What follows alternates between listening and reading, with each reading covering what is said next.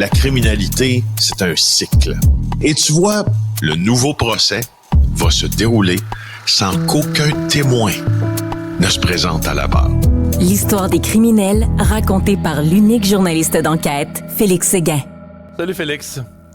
Salut Mario. Ça a eu beaucoup d'impact et on va dire, de répercussions dans le public, de rebondissements dans le public, cette émission de JE hier.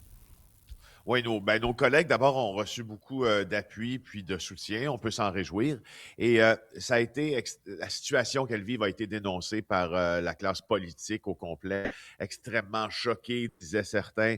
Rouba Ghazal, donc la co-chef de Québec solidaire, elle a dit « C'est à moi comme élue, seule femme à la tête d'un parti politique, parole publique. » Et sans ça, elle a demandé à tous ses collègues de la classe politique de dénoncer haut et fort ce qui a été fait.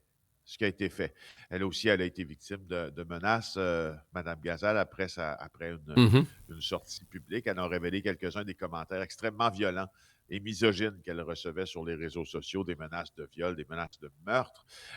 Et ce que Mme Ghazal dénonce particulièrement, c'est la manière dont on a reçu Émilie Brassard en lui demandant, la présentatrice météo, en lui demandant comment tu es habillée quand tu fais la météo. Pour elle, ça passe pas.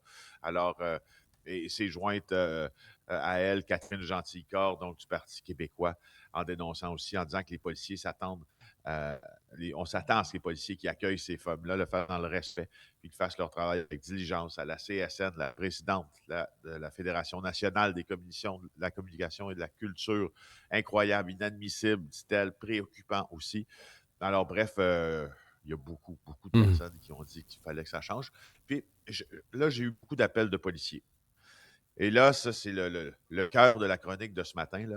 J'ai eu des appels de policiers qui sont au courant de la manière dont cette enquête-là a été traitée depuis le début, qui ont une connaissance directe, là, validée, la connaissance directe. C'est pas juste des gens qui viennent péter de peau. Là. Et ils confirment sans aucun doute que cette enquête-là a été menée avec très peu de sérieux. Qu'est-ce qui explique que cette enquête-là n'a pas eu les résultats escomptés, puis on s'en est pas occupé, en fait, c'est vraiment une question administrative, c'est des dédales administratifs, c'est un manque de sérieux dans l'analyse du dossier qui comporte plusieurs victimes. Ce qui dit, c'est que dès qu'il y a eu plus d'une victime, ça aurait dû faire l'objet d'un regroupement, ce dossier-là, et rapidement, on aurait dû mettre plusieurs analystes à profit.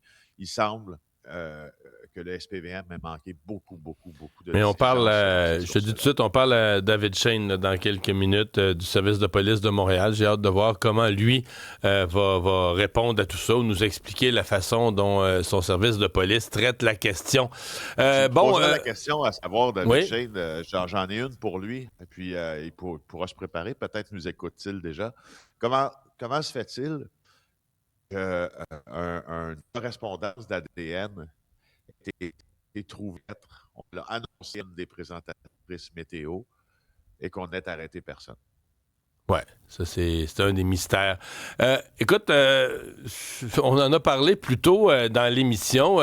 Il y a une juge hier qui a donné raison, mais quasiment sur toute la ligne, à ces manifestants qui avaient bloqué le pont Jacques-Cartier au nom de l'environnement, là, au nom de leur cause, qui avait suscité quand même la colère populaire. Et là, la juge, au contraire, elle blâme tous azimuts, le procureur de la Couronne, les procureurs de la Couronne qui ont été trop durs avec ces deux individus-là. La juge a tranché que leurs droits avaient été brimés, en fait. Hein? Olivier Huard, Jacob Perrault, c'est ceux qui ont bloqué le pont Jacques-Cartier le 2 octobre 2004, des militants de dernière génération et du collectif Antigone, donc pour protester des énergies fossiles. Le pont a été fermé 6 heures, causant évidemment un embouteillage. Il y a des gens qui ont été incapables de se présenter. Ça semble secondaire dans le jugement, là. Tous les petits faits que tu mentionnes, 6 heures de pont fermé, milliers de personnes, attentes, perte de temps, tout ça semble bien secondaire, là. Je pense que c'est même pas à l'étude, entre guillemets, là, dans ce jugement-là, parce que ce dont la juge était saisie, c'est les allégations dans ce que traités injustement et sévèrement par la police en raison de leurs convictions politiques. Eux, c'est ce qu'ils alléguaient. Alors, ce qu'on dit, là, ils ont énuméré là, un chapelet, si on veut, là, de raisons pour lesquelles ils ont été injustement traités, mais le juge en a retenu deux. Elle a retenu deux faits qui sont avérés cruciaux pour la suite des choses. Alors, ce que les accusés ont dit, c'est que la couronne a accepté qu'il soit libéré sous caution à condition de ne pas parler publiquement de cette affaire-là, de ne pas participer à des rassemblements publics. En cas de refus, c'est un juge qui a décidé. Alors ça, ce que ça faisait, ça venait enfreindre leur liberté d'expression parce qu'en plus, ils étaient têtus dans une pièce où ils dorment sur des petits matelas avec 15 autres hommes, une seule toilette. Alors, le délai de cette détention a augmenté. Chaque jour, ça augmentait. La pression, disait-il, qui est là, à ne pas de la cause, de ne pas participer à des manifestations et ça limitait leur liberté d'expression. Donc, le fait d'être emprisonné trop longtemps, ça leur a mis de la pression pour qu'ils signent. Et ça, on affirme que c'est On a brimé leurs droits. Eh bien, ça va en étonner plusieurs ce matin. Merci, Félix. Merci, au revoir. Salut, bonne